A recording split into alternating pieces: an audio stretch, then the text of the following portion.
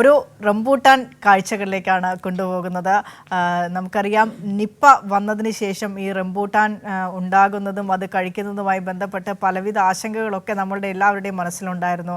അപ്പോൾ ഇപ്പോൾ ഈ റംബൂട്ടാൻ വിളവെടുപ്പ് കാലമായതോടുകൂടി റംബൂട്ടാൻ വിളഞ്ഞിരിക്കുന്ന മരങ്ങളിലൊക്കെ വലയിട്ട് ആ പഴങ്ങളെ സംരക്ഷിക്കുന്ന ഒരു രീതി പിന്തുടർന്നു വരുന്നത് നമ്മളെല്ലാവരും കാണുന്നുണ്ട്.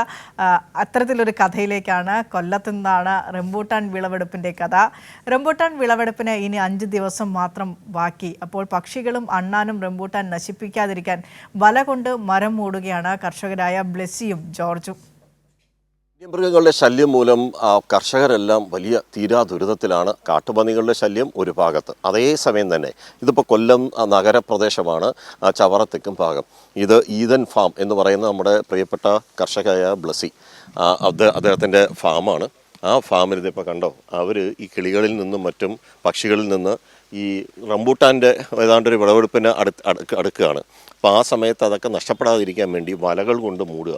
ഇതിപ്പോൾ നമ്മൾ ഈ പത്തനംതിട്ട ഉൾപ്പെടെയുള്ള പല സ്ഥലങ്ങളിൽ ഫാമുകളിൽ പോയി കഴിഞ്ഞാൽ ഇതുപോലെ തന്നെ ഇതെല്ലാം മൂടുന്നത് നമുക്ക് കാണാൻ കഴിയും.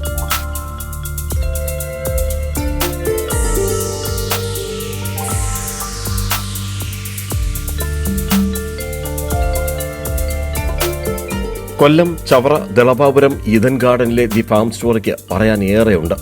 ഈ ഏദൻ തോട്ടം പക്ഷികൾക്ക് കൂടി അവകാശപ്പെട്ടതാണെങ്കിലും ഈ വിളവെടുപ്പിന് മുമ്പ് പക്ഷികൾക്ക് റംബൂട്ടാൻ നൽകില്ല, അണ്ണാനും നൽകില്ല. വലകളാൽ റംബൂട്ടാൻ മരങ്ങൾ മൂടിക്കഴിഞ്ഞു. കഴിഞ്ഞ വിളവെടുപ്പിന് മുമ്പ് പക്ഷികൾ എല്ലാം കൊണ്ടുപോയി. പണം മുടക്കി കൃഷി ചെയ്യുന്ന കർഷകരായ ബ്ലെസ്സി ജോർജ് ദമ്പതികൾക്ക് തികച്ച് 5 കിലോ പോലും കഴിഞ്ഞ കുറി ലഭിച്ചില്ല. ഇത് ശരിക്കും പറഞ്ഞാൽ ഒരു 30% ഇങ്ങനെ പോകും. ഇപ്പം തന്നെ ഈ കളർ പോലും ആയിട്ടില്ല. അപ്പം പകുതി ആ കളറായി വരുന്ന അത്ര അവർ കഴിക്കുക. പിന്നെ കുറച്ചൊക്കെ നമ്മളങ്ങ് അവർ കഴിക്കട്ടെ എന്ന് വെക്കും. പക്ഷെ എന്നാലും നമുക്കത് ശല്യം തന്നെയാണ്. ഒരു പക്ഷേ ചിലപ്പം പ്രകൃതിയിലെ വിളവ് കുറഞ്ഞാൽ, അതെ, കുറഞ്ഞാൽ അത്ര വലിയ നഷ്ടമാവും. അതെ അതെ. കഴിഞ്ഞ വർഷമൊക്കെ കുറവായിരുന്നു, ഈ വർഷം കാര്യമായിട്ട് പിടിച്ചിട്ടുണ്ട്. കിലോയ്ക്ക് കഴിഞ്ഞ വർഷം നമ്മൾ 200 രൂപയ്ക്കാണ് കഴിഞ്ഞ വർഷം കൊടുത്തത്.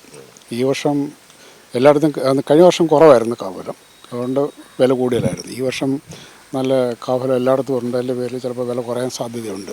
ഇതുവരെ നമ്മളിത് കൊടുക്കാൻ തുടങ്ങിയിട്ടില്ല, വിളഞ്ഞിട്ടില്ല, കളർ വെച്ച് വരുന്നതേ ഉള്ളൂ. ഇപ്പോൾ ഇവിടെ 8 ഇനങ്ങളുണ്ട്.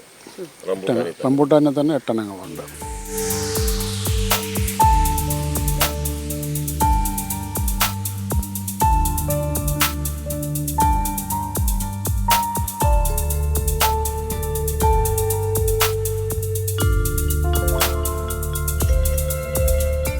പലപ്പോഴും കർഷക തൊഴിലാളികൾക്ക് കൂലി നൽകാനുള്ള വരുമാനം പോലും ലഭിക്കാറില്ല. പ്രതികൂല കാലാവസ്ഥ ഒരു ഭാഗത്ത്, മറുഭാഗത്ത് പക്ഷി മൃഗാദികളുടെ വിളനശീകരണം. ഒരു കാലത്ത് മനുഷ്യൻ കായ്കനികളാണ് ഭക്ഷിച്ചിരുന്നത്. നാളേക്ക് ഏതെങ്കിലും തരത്തിൽ ഇപ്പോൾ കഴിക്കുന്ന ഭക്ഷണത്തിന് ഒരു ക്ഷാമം വന്നാൽ ഇവയൊക്കെ ആയിരിക്കും അന്നത്തെ ആഹാരം. ക്യാമറമാൻ അയ്യപ്പദേവനൊപ്പം രാജ്കുമാർ.